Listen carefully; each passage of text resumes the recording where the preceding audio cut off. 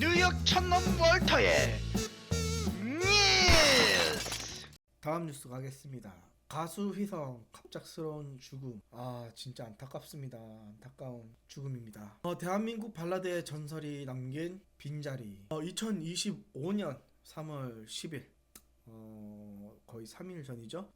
대한민국 음악계에 큰 별이 갑작스럽게 떨어졌다. 독보적인 음색과 탁월한 가창력, 많은 사랑을 받아온 가수 휘성, 최휘성씨, 향년 43세, 나이로 자택에서 심정지 상태로 발견되어 사망했다. 이 소식은 음악 팬들과 연예계에 큰 충격과 슬픔을 안겼다. 휘성은 2025년 3월 10일 오후 6시 29분경 서울 광진구 자택에서 심정지 상태로 발견되었다. 그의 어머니가 방문했다가 쓰러져 있는 휘성을 발견하고 신고한 것으로 알려졌다. 발견 당시 상황으로 미뤄볼 때 사망한 지 상당 시간이 흐른 후에 발견된 것으로 추정되며 현장에는 주사기가 놓여져 있다는 것으로 발견됐다. 휘성의 소속사 타조 엔터테인먼트는 너무나 가슴 아프고 비통한 소식을 전하게 되어 죄송하다며 소속 아티스트인 휘성님이 우리 곁을 떠났다고 공식 발표했다. 소속사는 또한 갑작스러운 비보에 유가족을 비롯한 타조 엔터테인먼트 동료 아티스트 및 임직원 모두 비통한 심정으로 고인을 애도하고 있다며 확인되지 않은 루머와 추측성 보도는 자제해 주시길 간곡히 부탁드린다고 당부했다. 현재까지 외부 침입 흔적이나 타살 정황 등 범죄 혐의점은 발견되지 않은 상태이다. 정확한 사망 원인을 밝히기 위해 국립과학수사연구원에 부검을 의뢰했으며 2025년 3월 12일 국과수는 경찰에 사망 원인을 알 수 없다는 1차 소견을 구두로 전달했다. 정밀 검사 결과는 약 2주가량 더 소요될 예정이다. 경찰은 유서 여부와 구체적인 상황 경위 등을 계속해서 수사 중이며 약물을 과다 투여했거나 스스로 목숨을 끊었을 가능성도 배제하지 않고 조사하고 있다. 일단은 사망 원인을 알 수 없다고는 하지만 이제 주사기가 발견됐다고 하니까 계속 보겠습니다. 일단 82년생인 휘성은 2002년 정규 앨범 Like a Movie로 가수로 데뷔했고 안되나요로 진짜 많이 불렀죠. 안되나요 노래방에서 진짜 많이 불렀고 이후 불치병 결혼까지 생각했어. 가슴 시린 이야기 수많은 히트곡을 발표하며 R&B 소울 장르의 독보적인 음색으로 많은 사랑을 받았다. 저는 정말 좋아했습니다. 그 샤우팅하는 그 마지막 파트 이거를 미국에서 뉴욕에서 살 때 추석맞이 대잔치를 예전에는 크게 했어요. 진짜 많은 가수들도 불러가지고 그때 휘성하고 보아도 오고 했을 때 그때 윈미를 부르는 라이브를 듣고 샤우팅하는 거 이거 점프해서 이제 하잖아요. 그거 보면서 전율이 흘렀거든요. 그때 와 멋지다라는 생각을 했었는데 그는 서태지와 신승훈이 극찬한 신인으로 알려지며 실력파 가수로 단번에 인기를 얻었고 박효신, 환희와 함께 아현 직업학교 음악반 동창으로 대한민국 대표 보컬리스트 중 한 명으로 손꼽혔다. 또한 작사가로서 활발히 활동했으며 본인 곡 사랑은 맛있다를 비롯해 유나, 비밀번호 486, 이효리, 헤이 미스터 빅,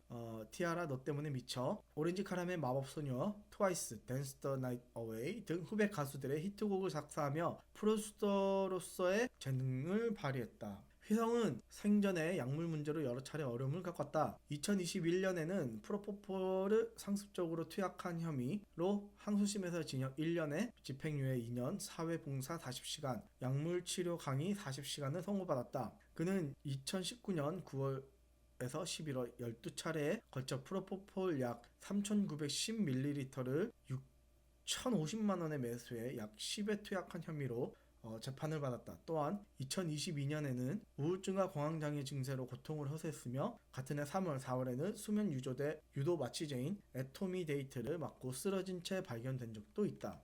다이어트 끝 3월 15일에 뵈어 이때가 마지막에 올린 사진이라고 합니다.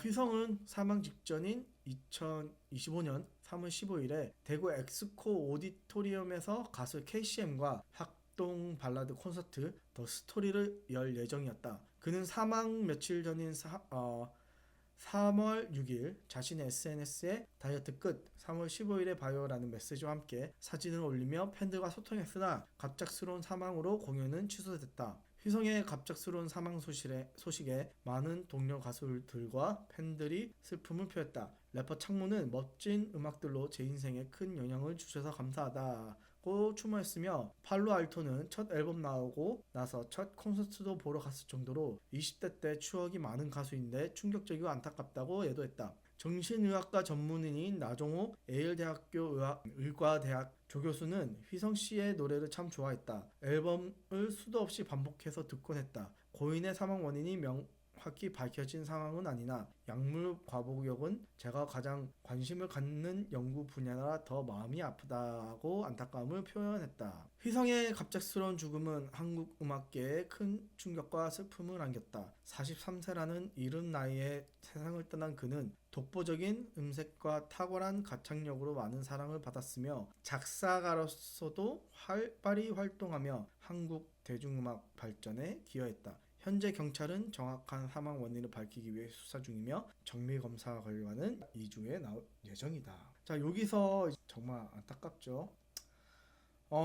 여기서 악플 얘기도 이제 좀 해야 되지만 그거는 이제 제가 조금 있다가 다룰 예정이고, 프로포폴을 사용하다가 다른 약물을 사용했다라고 전해져 있는데, 그래서 이제 거기에 대해서 조금 알아보려고 합니다.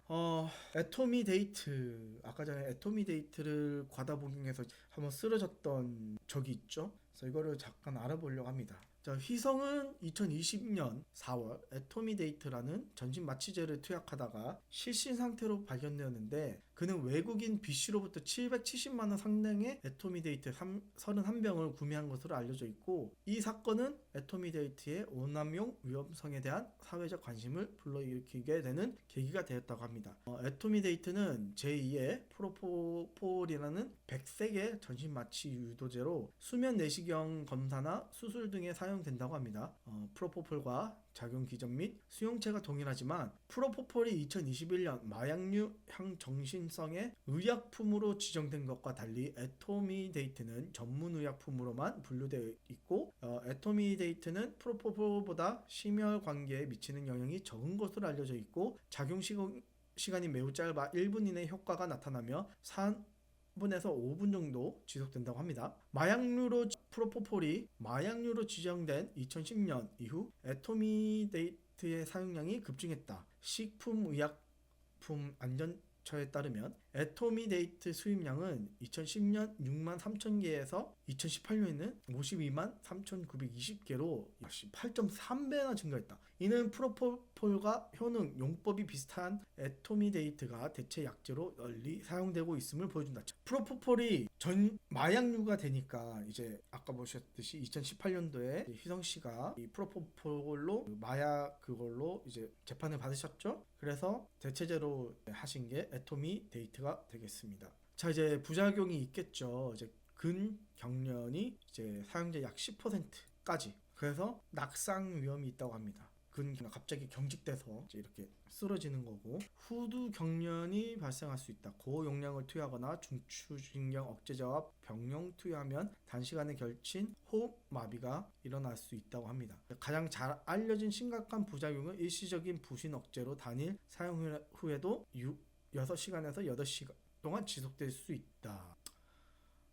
주사 부위 통증과 일시적인 근육 경련, 흔한 부작용, 구역과 구토, 호흡률의 일시적인 변화, 짧은 무호흡 또한 과호흡이 발생할 수 있다. 진정 체명성 가바 작용제인 애토미데이트를 오피오이드와 함께 사용하며 호흡 억제와 과다 복용 위험이 증가할 수 있다. 아무튼 부작용이 있는 거라고 합니다. 효과는 프로포폴과 비슷하지만 아무튼 이렇게 있다고 하네요. 좀 더 알아보자면 중독성과 의존성에 대해서는 전문가들 사이에서도 엇갈린다고 하네요. 네, 일부에서는 애토미데이트가 프로포폴과 마찬가지로 장기간 이용하더라도 내성, 신체적 의존성, 중독성이 잘 생기지 않는 약제라고 주장하는데, 그래서 마약류로 지정되지 않는다고 합니다. 하지만 가천대 길병원 마취통증의학과 조누리 교수는 프로포폴과 마찬가지로 심리적 의존성, 그러니까 심리적으로 마약류 지정에 필요하다고 주장한다.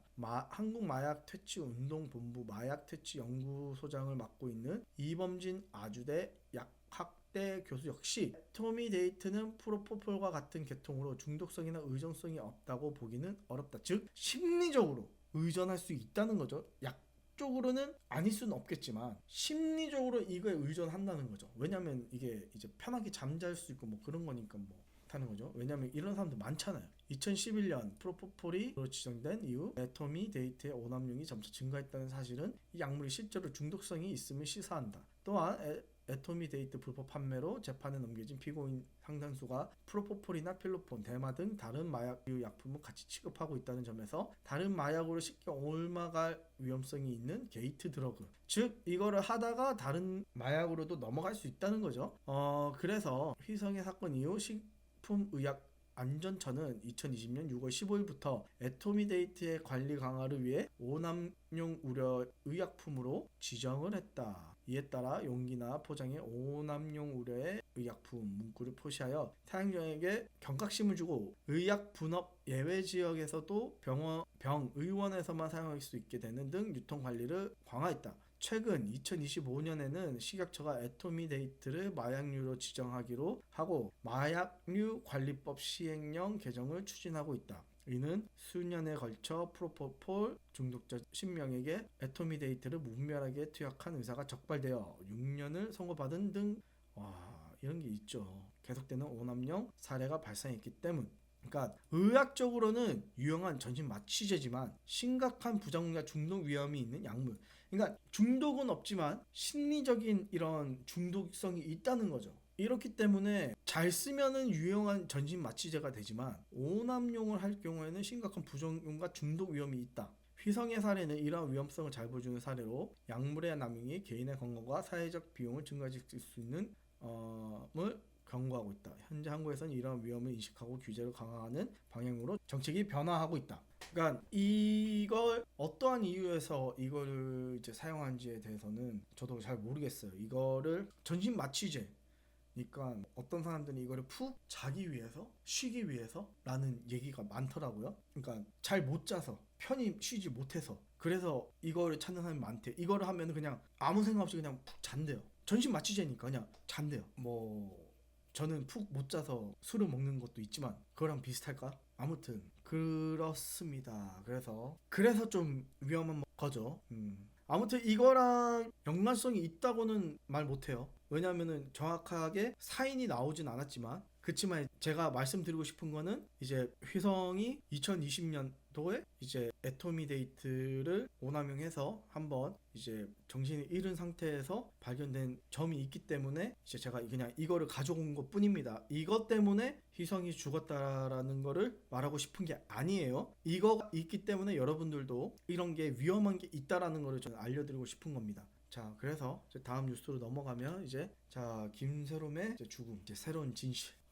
오늘 이제 나온 이제 뉴스죠. 자, 배우 김수현이 고 김세롬과 교제하던 시절 찍은 것으로 보이는 사진이 추가로 공개됐다. 이게 작년인가 떴을 때는 사람들이 그냥 소속사 시절 때 찍었던 거를 김세론이 올렸다가 비싹했는데 이제 막 사람들이 그랬죠. 김수현 저거 그러니까 이제 관심 받고 싶어서 막 김세론이 막 의도적으로 올렸다면서 사람들이 대딱갔는데 12일 유튜브 채널 가로세로 연구소 가세연 솔직히 믿을만한 그닥 좋아하지 않는 채널이긴 하지만 충격 단독 세로네로 김세론 사랑해 김수현 육군 일병 편지라는 제목으로 영상을 게재했다. 가세현은 김수현이 2018년 군 복무 당시 김세론에게 보낸 편지를 공개했다. 유적에 따르면 김수현이 교제 당시 김세론을 부르던 애칭은 세로네로였다. 편지에서도 김수현은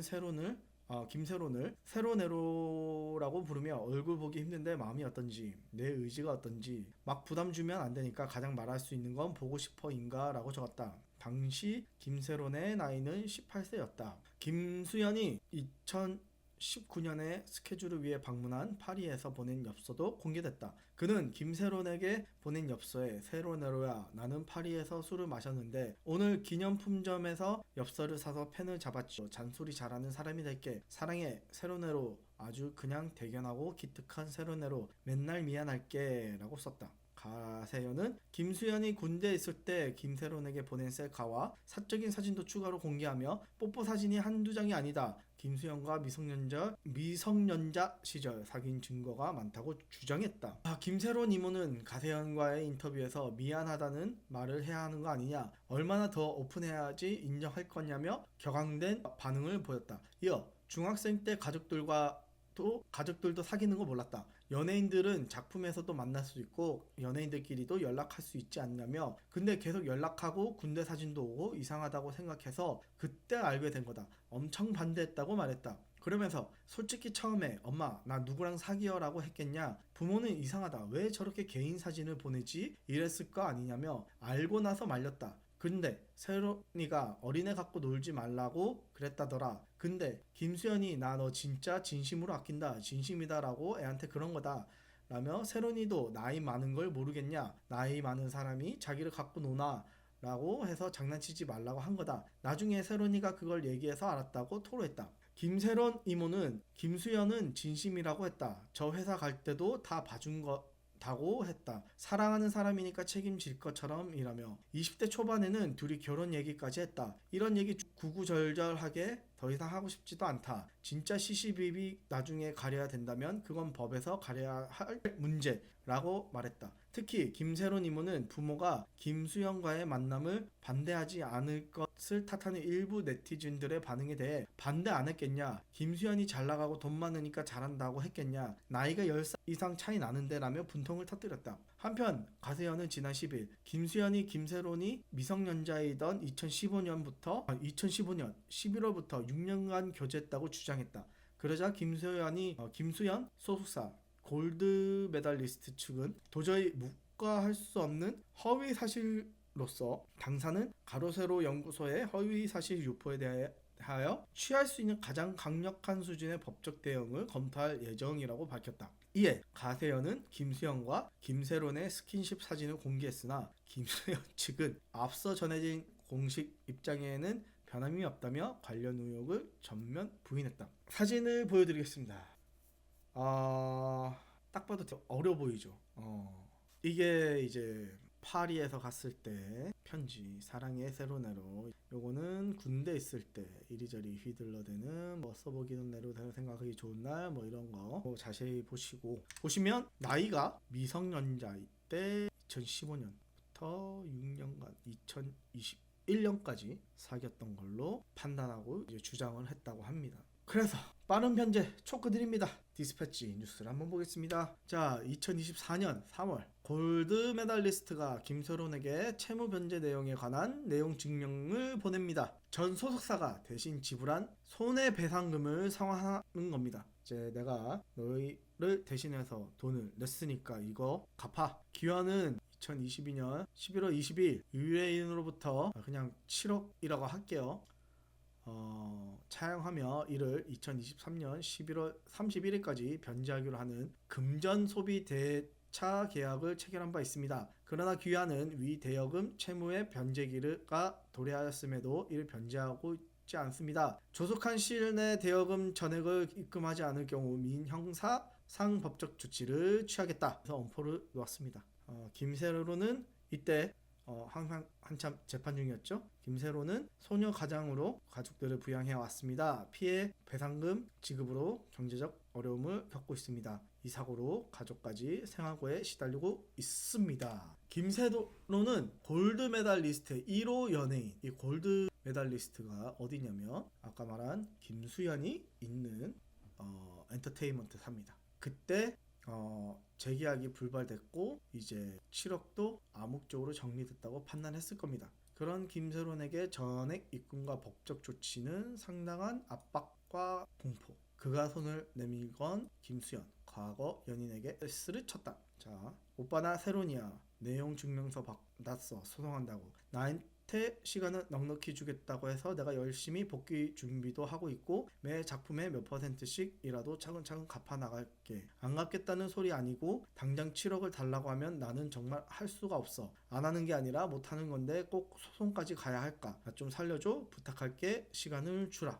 그렇게 부탁을 했다고 합니다. 디스패치는 문자 한 통을 입수했다. 발신인 김세론, 수신이는 김수현. 이건 아까 제가 읽었죠. 김세론과 김수현은 과거 연인 관계였습니다. 그 인연으로 골드 메달리스트와 전속 계약을 맺었습니다. 이 속사는 김수현의 1인 계획사 형태, 즉 김수현 1인 기획사 형태, 즉 아시겠죠? 김수현은 답이 없었다. 이에 김세론은 김수현과 찍었던 사진을 공개했다. 연락을 달라는 일종의 메시지. 다들 아시는 그때 2024년 작년에 이맘때쯤 3월 24일 날 이제 김세론이 김수현과 찍었던 사진을 올렸던 그날이죠. 누구시죠? 세론 씨. 저 디스패치 김선영입니다. 문자 한번 카톡 드렸어요. 연락이 조금 어려우실까요? 어려우실 것 같습니다. 혹시 보도 보고 연락드린 건데 입장되신다고 해서 입장 기다리면 될까요? 는다고 하지 않았습니다. 정리가 필요한 것으로 만약에 될 것 같습니다. 기사되지 않으셨으면 좋겠습니다. 하면서 끝났고, 이렇게 해서 김세론 더 이상 이슈가 확산되는 걸 원하지 않았다. 즉 채무 문제에서 어느 정도 자유로워진 것으로 추측된다. 이 사진을 올렸었죠. 그때 골드 메달리스트는 디스패치에 김세론의 사정을 고려해 돈을 받지 않기로 했다고 했다. 근데 소속사의 말은 앞뒤가 맞지 않았습니다. 그도 그렇게 김세론의 사정은 달라질 게 없었다. 사정이 달라진 건 김수현 측이었다. 사실 김세론과 소속사 사이에 어떤 대화도 오갔는지 알 수가 없었다. 김세론은 보도를 원하지 않았고 소속사는 일반적인 보도 자료만 냈으니까요. 현재 김수현 씨의 열애설은 사실 무근임을 말씀드립니다. 과거 같은 소속사였을 당시 촬영한 것으로 보이며 김세론 씨의 이러한 행동의 의도는 전혀 알 수 없습니다. 김세론은 사진 한 장으로 얻은 것과 잃은 것이 있다. 채무의 부담을 덜었지만 셀프 열애라는 별명이 붙었다. 그때 김세론 혼자서 지 혼자서 연애한다 이러면서 온갖 또 욕이란 악플은 다 먹었죠. 이거는 또 이따가 또 설명하겠습니다. 사망. 2025년 12월 16일 사망했다. 공교롭게도 그날은 김수현의 생일이었다고 합니다. 하필 또 생일이었네요. 디스패치가 소속사의 채무 상환 문제를 다시 물었고 골드메라 측에서는 사냥개들 제작사에서 음주운전 사고로 손해배상액 7억 원을 청구했고 회사가 대신 7억 원을 먼저 갚았다. 내용 증명을 보낸 이유는 골드메달은 김세론에게 돈을 받을 생각은 없었다. 아니, 받을 수 없다고 생각했다. 회사의 배임 문제가 발생할 수 있어 가장 기본적인 절차만 밟은 것이다. 김세론에게도 형식상의 절차라고 알렸나? 당시 매니저가 김세론에게 이런 내용이라고 연락해준 걸로 알고 있다. 우리도 서류 절차가 필요하다고. 김세론은 내용 증명을 받고 불안해했다는데 회사에게 돈을 빌려줬을 때 이야기했다. 김세론에게 이런 큰 금액을 받을 수 없다고는 걸 안다. 수익이 생기거나 여유가 되면 갚으라고면 된다고 말했다. 자, 일단은 이상하죠? 말이 좀 이상합니다. 골드 메달리스트의 주장과 김세론의 행동에는 상당한 온도차가 있습니다. 무엇보다 김세론은 내용 증명의 압박을 받은 걸로 추측됩니다. 김소연에게 보낸 문자만 봐도 그렇습니다. 김세론이 사고로 배상한 금액은 사고 차량이 수리가 안 되어서 중고차로 판매했다. 그게 3,500만 정도 된다. 그 후로는 어떤 돈도 받지 않았다. 디스패치의 취재 결과 김세론은 방황한 게 아니었다. 골드에이스 투자로 얻은 수익금 등을 광고 계약 손해배상에 사용했다. 김세론은 자신이 감당할 수 있는 범위에서 최선을 다했다. 자동차와 CB 자산을 처분, 2억 원 이상의 돈을 배상금으로 썼다. 소속사도 이런 사정을 익히 알고 있었다. 더 이상 갚을 여력이 없다는 것. 그런데 왜 내용 증명을 보냈을까? 형식적 조치라는 해명은 납득하기 어렵다. 한편 골드 에이스는 골드 메달리스트와 시원스쿨이 공동으로 인수한 상장사다. 김세론도 조합원으로 C투자에 참여했다. 골드 메달리스트는 김수현과 1호배가 100% 소유하고 있다. 1호배는 골든 에이스 인수 과정에서 2배 이상의 차익을 남겼다. 김세론이 사망한 날 디스패치는 현장을 찾았다. 같은 건물에 사는 이웃 주민을 만날 수 있었다. 사망 기사를 보고 김세론인지 알았다. 평소에 복도 계단에서 많이 울어서 기억이 난다. 작년 2023년 2월에 이사 왔다. 월세로 1년 계약했다. 2월 18일에 이사할 예정이라 들었다. 김세론을 본 적이 있나? 건물 계단에 앉아 한참을 울더라. 그 모습이 안쓰러워서 달래준 적이 있다. 개인사가 있는 것 같았다. 하소연을 들어준 적이 있다. 이 주민은 김세론 손목의 상처도 언급했다. 손목 주위에 상처가 보였다. 젊은 여성이 참 힘든 삶을 살았구나 싶었죠. 그때까진 배우인지도 몰랐다. 여동생과 함께 서울 올라와서 사는구나 정도로 생각했다. 또 허위사실. 골드 메달리스트가 공식 입장을 냈다. 허위사실. 디스패치는 여러 경로를 통해 둘의 관계를 확인했다. 허위사실보다 사실에 가깝다는 증언이 더 많았다. 김수현과 가까운 지인은 김세론의 나이가 문제라서 절대 열애 를 인정할 수 없는 상황이라며 깁뜸했다. 둘의 만남은 공연한 비밀이었다.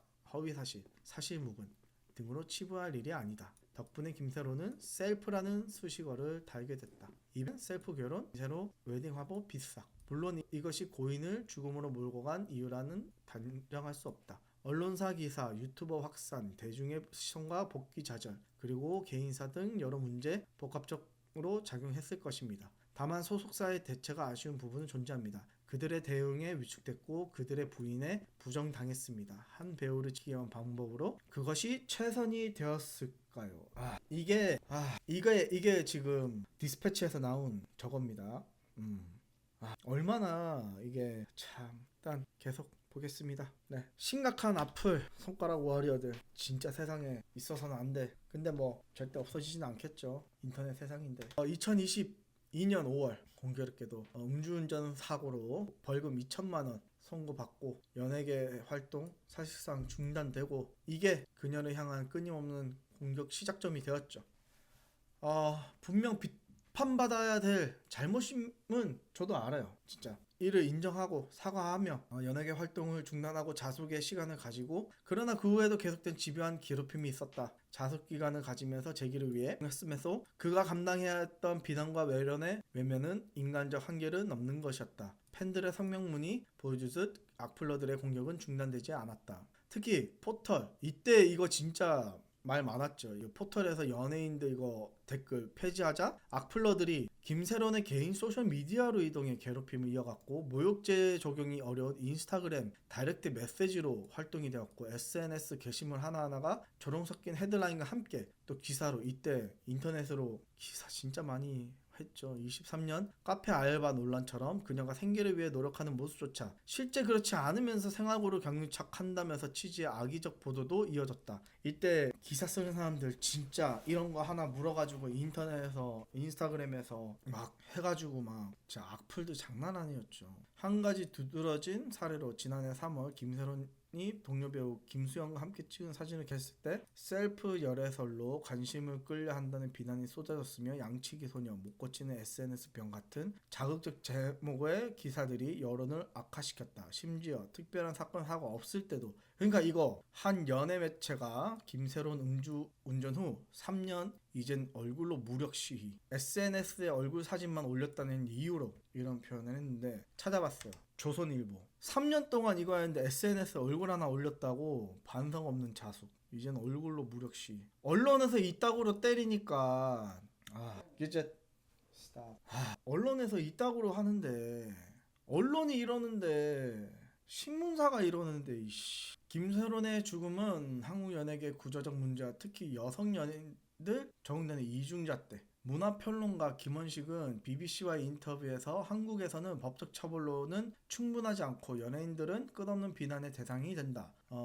2019년 설리와 구하라의 죽음에서도 볼 수 있는 패턴이다. 특히 젊은 여성 연예인들은 더욱 가혹한 잣대를 적용받는 경향이 있다. 김세론의 사망 소식이 알려진 후 온라인상에서는 범죄를 저지르고도 멀쩡하게 복귀한 배우들의 이름이 줄줄이 거론되었다는 점에서 알 수 있듯이 유사한 혹은 심각한 잘못을 저지른 남성 연예인들은 상대적으로 쉽게 용서받고 복귀하는 반면 여성 연예인들은 그렇지 못한 경우가 많다. 마녀 사냥이라는 말이 가르치듯 사회적 응징은 젠더화되어 있다라는 분석처럼 이러한 현상은 단순한 우연이 아닌 사회 구조적인 문제다. 한 전문가는 소녀들을 젊음, 건강함, 화려함을 의무로 강요받으며 규범적인 이미지를 벗어나는 순간 혐오의 대상이 된다며 소녀에 대한 열광이 실은 소녀들의 순환 시대를 초래하게 된다고 지적했다. 근데 이거는 꼭 소녀만이 아니라 이거는 멘탈적인 그런 것도 있습니다. 꼭 소녀만이 아니야. 왜 꼭 소녀라고만 해? 이거는 모든 남자든 여자든 왜 여기에서는 설리와 구하라만 있지만 다른 남자 연예인들도 있어요. 왜 꼭 유명하니까 설리랑 구하라만 하지? 지금 휘성도 있습니다. 이하에 한숨을 작곡했던 그 남자 연예인도 있어요. 남자도 이거는 잠깐만 나는 이거는 아닌 것 같아. 어디 갔나? 잠깐만 이거는 아니야. 특히 여성에게서 적용되는 이중잣대 이거는 아니라고 생각합니다. 왜? 이거는 모든 남자들한테도 똑같아. 이렇게 되면은 또 저거잖아요. 아니야, 이거는 아니야. 멀쩡하게 데려오나 남자가 아니라 이거는 멘탈적으로 힘든 사람들한테는 똑같아요. 똑같은 거야. 그건 여자 남자, 이거 여자 남자 중요한 게 아닙니다. 이렇게 얘기하지 마. 여자 남자 중요한 거 아니야. 뭘 이중잣대야. 여자 남자의 문제 아니야. 이건 사람에 대한 문제야. 그런 식으로 또 여자 남자 이런 식으로 갈라치지 맙시다. 김세론의 죽음을 둘러싼 논의에서 한 가지 주목할 개념은 샤덴프로이데. 이는 남의 불행이나 고통을 보면서 느끼는 기쁨을 일컫는 독일어 표현으로 현대 대중문화의 많은 측면을 설명할 수 있다. 전문가들에 따르면 대중에게 유명인은 이제 능력이나 재능으로 그 자리에 오른 특별한 존재가 아니라 한번 얻은 이미지로 우연히 유명해졌을 뿐이니 결국 다시 떨어져야 하는 평범한 사람으로 인식된다. 이러한 인식이 유명인의 결함으로 샅샅이 뒤져 전시하며 조롱하는 사이버 레커 계정들이 인기를 끄는 이유라는 것이다. 샤덴프로이드의 핵심은 불공정함에 대한 감각이다. 특별한 것 없어 보이는데 특별한 취급받는 대상에 대한 적의와 분노가 그들을 끌어내릴 때 쾌감과 효능감을 주기 때문에 이러한 행동이 지속된다는 것이다. 이는 김세론뿐만 아니라 다른 유명한 인들에게도 무차별적 공격의 심리적 기제를 설명해준다. 슬프게도 김세론의 사례는 한국 연예계에서 처음이 아니다.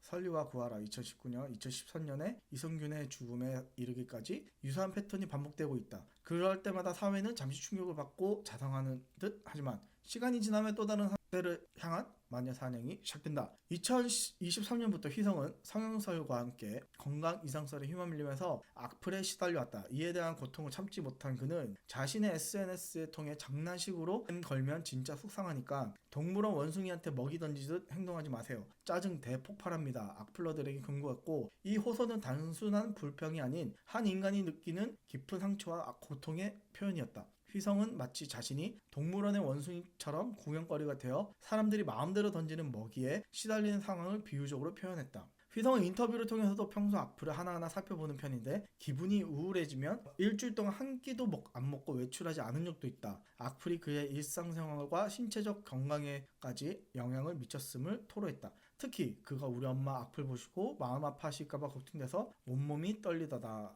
라고 말한 부분은 악플이 당사자뿐 아니라 가족에게도 미치는 고통의 파급력을 보여준다. 나아가 그는 체중 관리에 대한 스트레스도 SNS를 통해 드러냈는데 정말 어떻게 해야 살이 빠질까? 어제 평생 살이 안 빠지는 꿈을 꿨다. 지방은 나에게 감옥과 같다며 자신의 외모에 대한 사회적 압박과 괴로움을 표현했다. 휘성의 지인은 언론과의 인터뷰에서 항상 불안불안했던 친구였다. 그래도 늘 이겨내려고 애썼고 건강을 되찾으려 노력했다. 그가 겉으로는 강한 모습을 보이려 했지만 내면에서는 지속적인 불안과 싸우고 있었음을 시사했다. 2023년 휘성에게 특히 힘든 시기였는데 부친의 갑작스러운 죽음과 지인의 사망, 그간 얽혀있던 사건들로 인해 극단적인 생각과 우울증, 공황장애를 겪어 병원에 입원하기도 했다. 2023년 12월 휘성은 자신의 SNS를 통해 오랜만입니다. 극심한 정신적 고통 때문에 오랫동안 집에 숨어 있었습니다. 라며 무표정한 사진과 생활을 공개했다. 온라인 괴롭힘이 단순한 사이버 공간의 문제가 아니라 실제 생명을 앗아갈 수 있는 심각한 폭행임을 다시 한번 상기시킨다. 사이버 불링은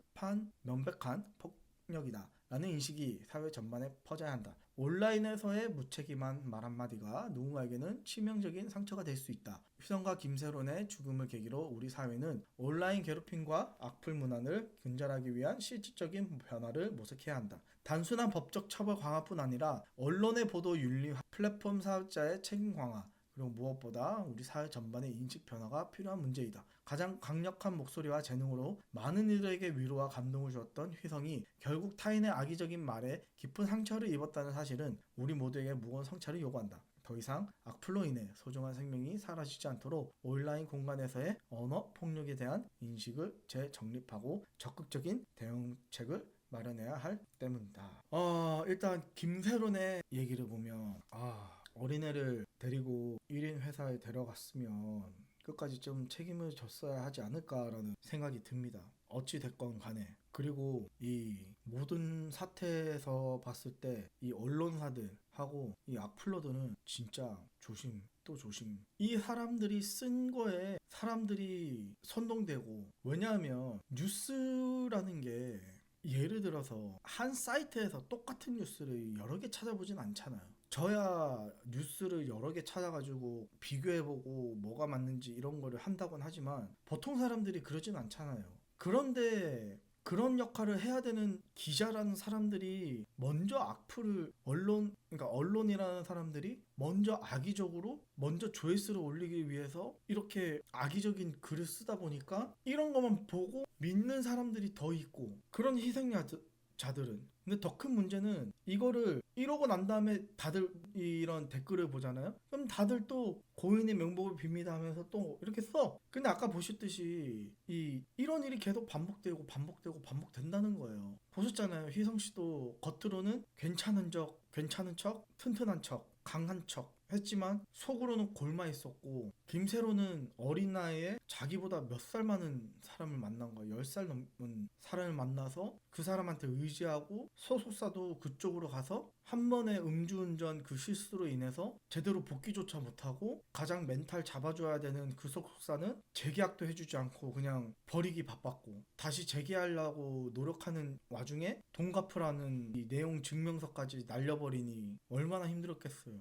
그 와중에 목숨을 버린 게 전 연인 생일날 그렇게 했다는 건 참 안타깝습니다. 근데 그 와중에 이런 악플러들 그리고 악의적인 언론들 보니까 참 어떤 분들은 그러겠죠. 이게 공인들이 견뎌야 되는 거다. 근데 이렇게 악의적으로 막 물어뜯는데 견디기가 쉬울까? 어려울걸요. 진짜 회사 차원에서 관리 안 해주면 진짜 어렵죠. 진짜